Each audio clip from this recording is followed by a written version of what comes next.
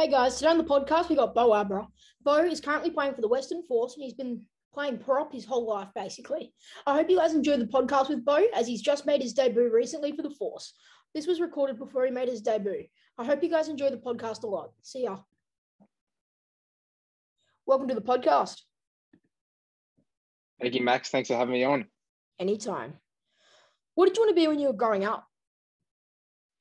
I think anything to do with sport, really. I always loved rugby union, but in the different seasons, so I'd play cricket in the summer. Growing up, to play a little bit of soccer as well. So, but it was just to do with anything with sport. So all the way up until school, I played both cricket and rugby, and then sort of towards the back end of school when rugby got more serious, I sort of had to give cricket away. So, and then it turned into straight rugby. Yeah. Nice. How would your oldest friend describe you? It's a good question. Sort of hard to talk about yourself like that, I guess, but I'd hope that he'd say that I was humble. Probably not quiet, but maybe, yeah, outgoing country kid, I guess. Yeah, just want to sort of give it my all in whatever I'm doing, whether it's sport or studies or whatever I'm doing, sort of give my best, I guess. Yeah, nice. What are you most proud of in your life or career so far? I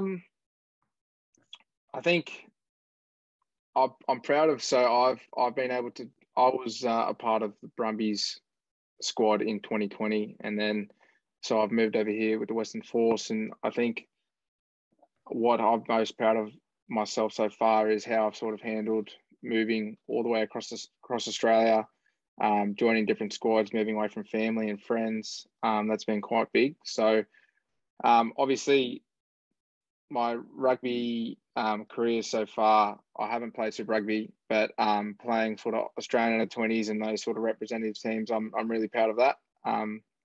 But obviously how I've handled everything as well, I'm proud of it. Yeah, nice. How do you handle hard times like getting injured or moving across the country, as you just said before? Yeah, good question. So I'm actually injured at the moment, coming back from an injury. I should hopefully be back in the next week or so. But it's been quite tough as well because that was my first injury. And yeah, like you said, moving across Australia, I've always been open to sort of making new friends and meeting new people. So that's always helped me to sort of get out and yeah, meet new people and build different friendships and stuff all across Australia. And I've also got a good support base around me. So whether it's my family back home, my girlfriend here, or my friends all around Australia, they've always been supportive of me. So that they've definitely helped me get through. Yeah, nice. What's it been like being around the squads of Super Rugby, and what's the difference you found? In the different squads? Yeah, difference in the Brumbies, the Fours, and including club rugby. Yep. So I guess I'll start with straight out of school. I joined Eastern Suburbs Rugby Union in Sydney. They're obviously a pretty good club team down in the Shute Shield, so that was good fun. I had a Colts year down there, and then sort of my second year down there, I was sort of Colts transitioning into first grade. That's just a club sort of environment. They are like a professional club, I'd say, but obviously going into a Super Rugby team, it becomes a lot more professional. The Brumbies are really professional with what they do, especially I would say around.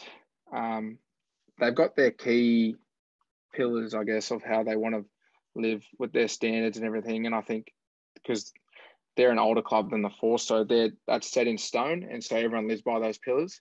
And then what I found with the Force is we're quite a young club, and these pillars I speak of, we're developing them now.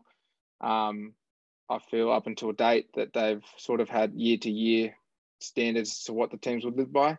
Our new captain, Fletty Kaitu, he's really good at setting these standards and what we need to live by. And sort of, I feel like we're going down. We've had a lot of transition with players and coaching staff over the last 2 years that I've been here. And it's becoming a lot more professional. And we're really building for something special over here, I feel. Yeah, nice. Obviously, you had a great year last year making the finals of the Super Rugby AU. Yeah, So just trying to yeah, build on that this year. yeah, definitely. Yeah, we set our. I think that was the first time we've ever made finals, which is big. And I know people say it was only AU, but to us, it's still something special and something that we're proud of as a group. So yeah, obviously making finals there, hopefully go one better and make the finals of the Pacifica comp, and obviously try and take it out as well would be huge for us. Yeah. Yeah, nice. Then going back a few years, what was the experience like at Australian under-20s level? Yeah, so that was really cool. I really enjoyed that. I had a really good year. Our team, they're stacked with I think I'm pretty sure everyone's playing Super Rugby now, or there's a few in the Wallabies campaign as well. So that was really cool to be a part of. We went really well in the Oceania comp. Sorry, we took that out, beating New Zealand in the final 24-0, and then we went over to Argentina and played our World Cup over there, which is a cool sort of experience, I guess, sort of seeing that new culture and playing in amongst it as well. So we lost in the grand final against France by 1 point. Bit unlucky, but overall it was such a cool experience because that was my sort of first taste of, I guess, professional rugby. And the level was like, it was just taken to the next level. And I met, like I said, I've met guys from all around Australia in that team. And then now sort of staying in contact with those guys, playing in all different Super Rugby teams and all over the shop. So yeah, that was a really cool experience. Yeah, nice.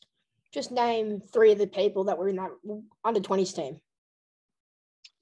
Yeah. So if I'll give you the Wallabies out of that, our forward pack, for instance. So we had Angus Bell, obviously now Wallaby. Lachlan Lonigan is now Wallaby. So that was just in the front row. Nick Frost was in the second row, and he was in the Wallaby squad last year.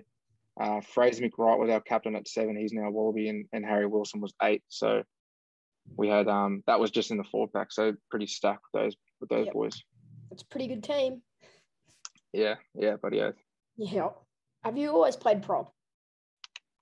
No, actually, I've always sort of played sort of around the back row / in the backs up until I was about 16. So at school, I played when I was in year 10, I played 12/wing. And then over the preseason going into 11, the coach said that we sort of needed a prop, and I was sort of like big-ish winger or back, and said that he looked like I could put a bit of weight on. So I put a bit of weight on, and then when I was in year 11, I played the first half of the year at number 8, and then the second half of the year at prop, just to sort of transition in, and I haven't, unfortunately, been able to go back. Yeah, nice. Mm-hmm. What was your path professional rugby, talking about the under-20s and schoolboy rugby? What was your path? Yep. So I'm from a place in New South Wales called Tamworth. I went to school. Well, I went to school there until I was 15. So when I was at the start of year 10, I left to go to school at a place called St Stanislaus College, which is in Bathurst. It's a private boys' school. So that I was a boarder there. Wasn't a big flash rugby school or anything, but they play in a comp, the ISA comp in New South Wales. And so I just played my 3 years there. And then luckily when I was in year 12, I was able to play ISA first 15 and then go to New South Wales ones, and then got picked for the Australian Schoolboys team. So we played a couple of games against Fiji and New Zealand that year. And then after that, got asked to go down to the Waratahs Academy. So I did that for a couple of years, as well as playing for the Eastern Suburbs. And then after playing 20s, Aussie 20s, we got back, and Nick Scrivener, the coach of the NRC Canberra Vikings team, got in contact and said that he was interested in me going down there and playing NRC. So that was at the end of 2019.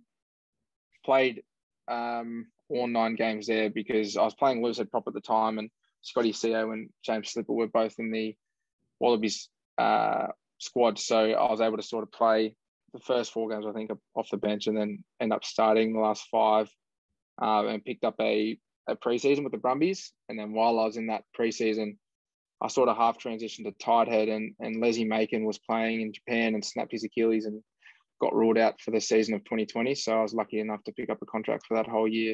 It was a pretty interrupted year with COVID and whatnot. But that was such a cool experience to learn off those guys, especially for the first time getting a rugby contract, I guess.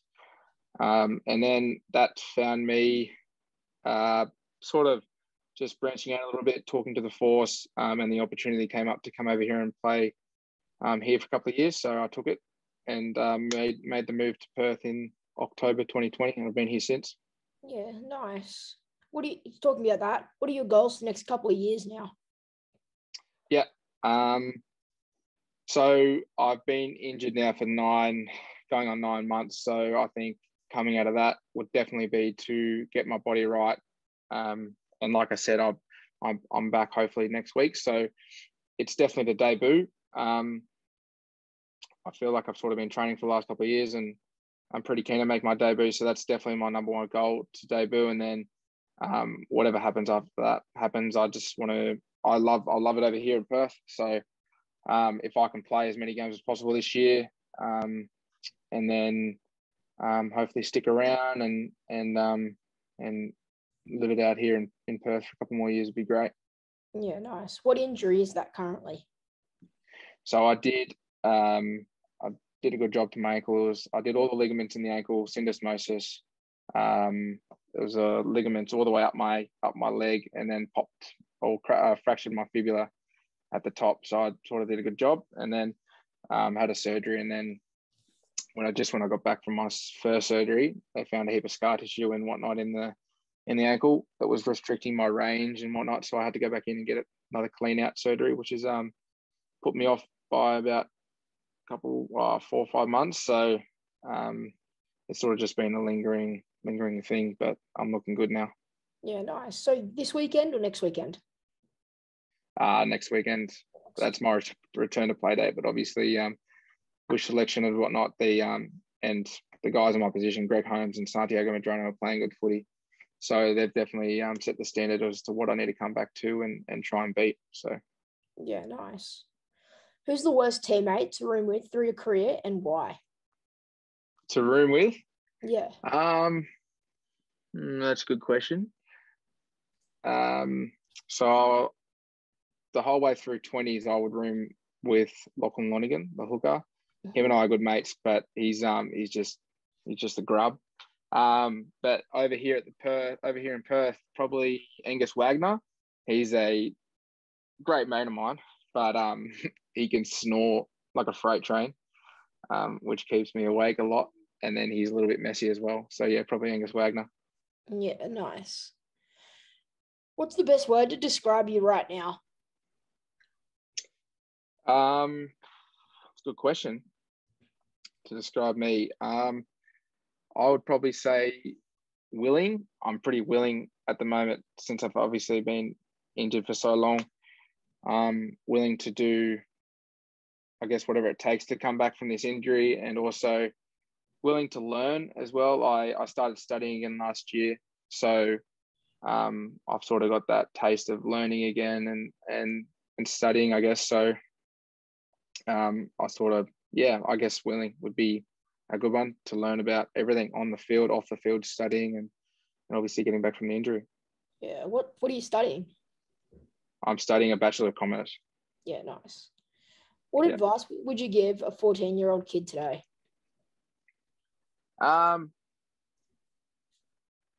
If it was a 14-year-old Bo looking to play a lot of rugby and whatnot, I'd probably just say to try and enjoy it. Or for any kid really, I'd just to try and enjoy whatever they're doing, and obviously just try and do as much of it as they can. If it's rugby, then just play as much rugby as you can. If it's study, then and just try and enjoy it. Do whatever makes you happy, and I think that's a big one. Probably whatever makes you happy, I would suggest go for it and just give it your all and learn about it as much as you can. Yeah, sounds good. Thanks for coming on the podcast. Beautiful. Thanks for having me, Max. Thanks for listening to the podcast. I hope you guys really enjoyed it. If you wouldn't mind subscribing, that would be amazing, or following on Spotify. Thank you guys so much, and I hope you listen to the next one.